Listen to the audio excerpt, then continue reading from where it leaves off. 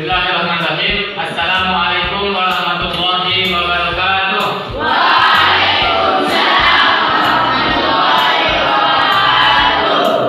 Ya, selamat pagi semuanya. Selamat pagi. Apa kabar semuanya? Baik. Alhamdulillah baik dan sehat ya. Oke, pada pagi hari ini Bapak akan menyampaikan beberapa hal tentang materi kita hari ini ya. Dan sebelum kita menyampaikan materi kita ini, maka alangkah baiknya kita sama-sama membaca basmalah. Ya, dan juga akan disampaikan langsung dengan doa bersama yang akan dipimpin oleh ketua kelas. Silakan kepada ketua kelas untuk memimpin doa.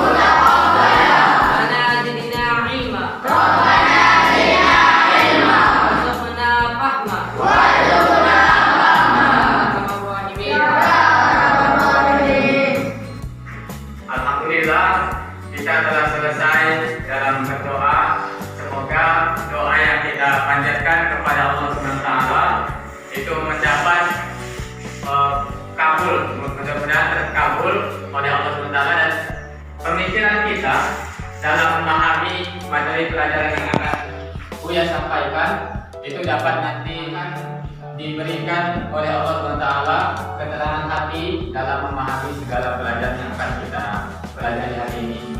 Dan baiklah, pada kesempatan ini kita belajar tentang materi Al-Quran Hadis sebagai pedoman hidupku ya. Al-Quran dan Hadis sebagai pedoman hidupku.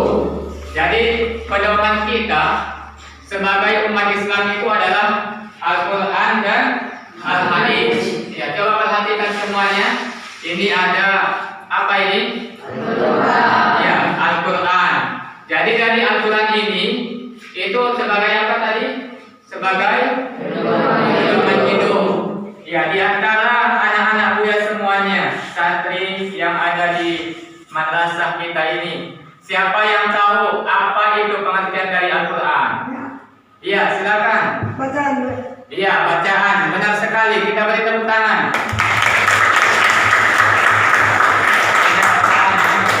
Nah, kemudian selain bacaan, ada lagi yang tahu apa itu pengertian dari Al-Quran? Iya, silakan. Iya, kalamullah, betul sekali. Kita berikan hadis. Hadis itu adalah yang disampaikan oleh Rasulullah SAW. Jadi hadis berarti ada yang berupa perkataan, ya. Kemudian perbuatan. Kemudian takbir dari Rasulullah SAW. Maka dari itu kita akan mencoba untuk memahami beberapa materi yang ada pada hari ini ya. Ya, ada materi ajar Al-Quran Hadis sebagai pedoman hidup. Kemudian pengertian dari Al-Quran dan Hadis, cara memfungsikan Al-Quran dan Hadis, menerapkan Al-Quran dan Hadis sebagai pedoman hidup. Ini nanti yang akan kita sampaikan secara tujuan pembelajarannya. Kemudian selanjutnya kita akan bahas ini satu persatu, mulai dari pengertian Al-Quran dan Hadis. Tadi di antara teman kita sudah menyampaikan apa itu pengertian dari Al-Quran.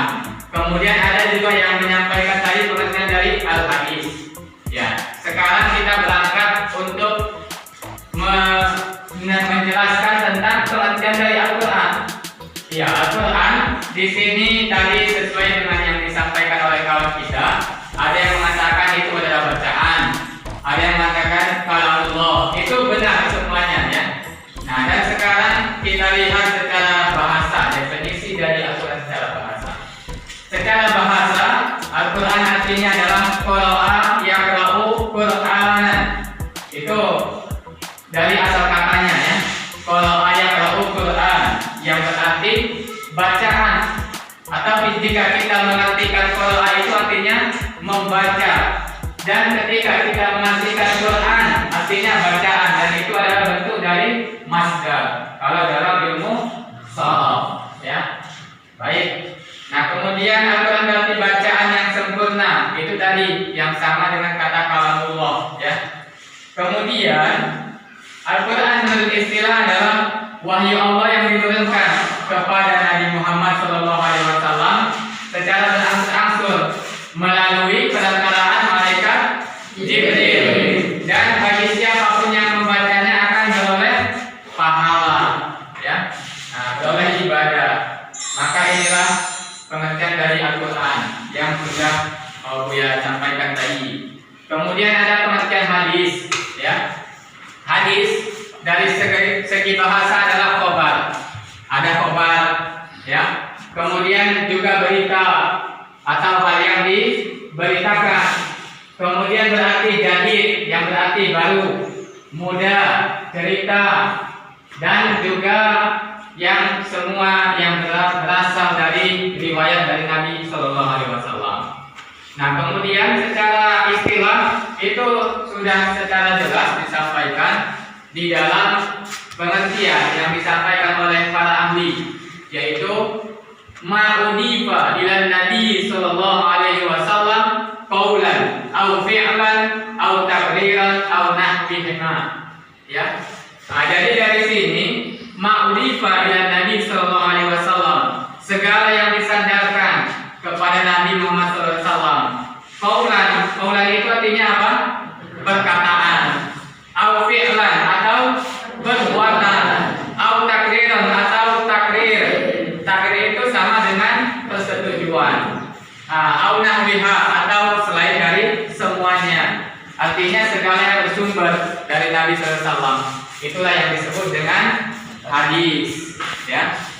Nah, kemudian Buya ingin menyampaikan sebenarnya di dalam pedoman Al-Quran, di dalam hidup kita punya pedoman hidup ya. Apa itu pedoman hidupnya?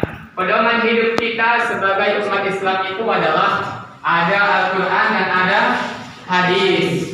Nah, jadi kedua pedoman hidup ini sudah disampaikan oleh Rasulullah SAW. Ya, disampaikan dalam hadisnya, taraktu fikum amroin lan tadillu ma in tamassaktum bihi ma abada wa hiya kitab Allah wa sunnat rasulih. Aku telah meninggalkan kepada kamu ada dua perkara. Ketika kamu berpegang teguh kepada dua perkara ini, maka kamu tidak akan sesat selama-lamanya. Apa yang dua perkara itu? Itu adalah Al-Quran dan hadis. Anak-anak Buya sekalian, kita akan belajar tentang fungsi Al-Quran dan hadis. Kita lihat apa saja fungsi Al-Quran dan hadis. Yang pertama, Al-Quran atau hadis sebagai sumber ajaran atau hukum Islam yang utama. Sebagaimana yang disampaikan tadi, ada dua sumber dari hukum Islam kita, yaitu Al-Quran dan hadis. Dan itu sumber utamanya. Kemudian selanjutnya sebagai konfirmasi dan informasi terhadap hal-hal yang tidak dapat diketahui oleh akal. Nah, selanjutnya petunjuk hidup manusia ke jalan yang lurus. Itulah fungsi dari Al-Quran dan juga hadis. Nah, selanjutnya sebagai pengontrol dan pengoreksi terhadap ajaran-ajaran yang lalu. Ajaran yang lalu itu adalah kitab-kitab sebelum Al-Quran turun, yaitu ada kitab Injil, terus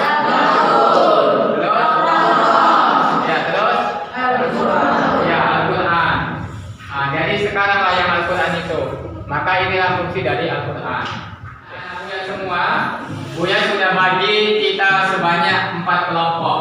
Yang 4 kelompok ini Buya akan buat sebagai tugas bagi kita semua, bagi yang 4 kelompok, yaitu untuk membuat satu hadis setiap satu kelompok ya. Sampaikan nanti setiap satu kelompok masing-masing menyampaikan satu hadis ya. Pak Buya akan berikan waktunya sebanyak 2 menit saja, ya, 2 menit untuk memikirkan hadis yang akan kalian sampaikan nanti berkelompoknya. Ya, silakan 2 menit dari sekarang. Ya, lanjut ke kelompok 1. Saatnya kita untuk menyetorkan hadis yang sudah Buya sampaikan tadi untuk disampaikan. Silakan dari kelompok 1. Ya, silakan.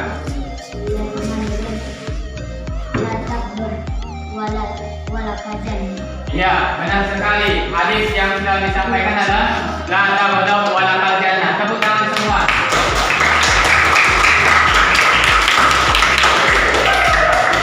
Ini dari kelompok 1. Lalu bagaimana dengan kelompok 2? Kita lihat. Ya, silakan kelompok 2. Ya, silakan. Bismillahirrahmanirrahim. La tabadaw wala kaljannah. Iya, benar sekali. Kita beri tepuk tangan.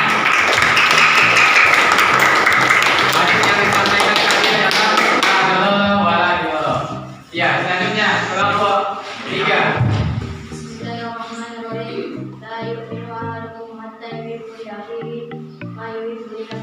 Iya, benar sekali. Kita beri tepuk tangan.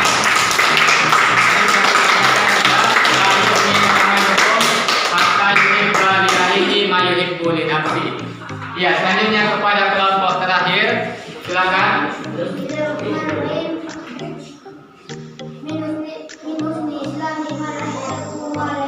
Iya, kita beri tepuk tangan.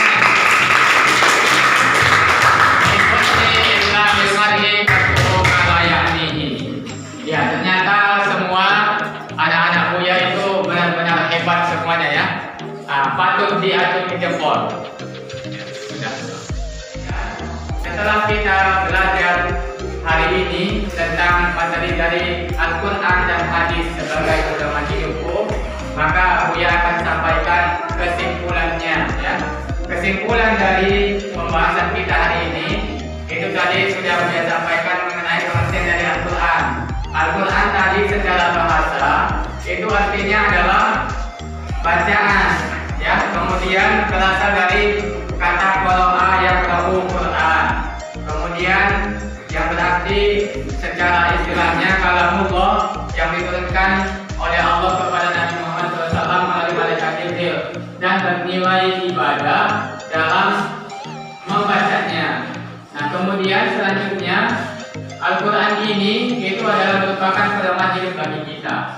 Pedoman hidup yang disampaikan itu seperti yang menyampaikan Rasulullah SAW dalam hadisnya, kalau kufikum amroini lan tadillu in tamassaktum bihima abada wa ya kitaballahi wa sunnata rasuli. Jadi aku, kata Rasul, meninggalkan kepadamu ada 2 perkara yang dengan 2 perkara inilah kamu nanti akan berpegang teguh, dan itu adalah Al-Quran dan hadis. Ya, itulah tadi kesimpulan dari penyampaian kita. Semoga segala pelajaran yang kita dapatkan hari ini dapat bermanfaat bagi kita semuanya untuk kita dapat terapkan, kita amalkan di dunia, dan kita selalu cinta akan Al-Quran yang menjadi pedoman hidup bagi kita semuanya. Dan kita juga dapat menggali baik apapun yang ada dalam Al-Quran dan apa yang ada di hadis. Ya, barangkali demikian saja, dan kita sama-sama tutup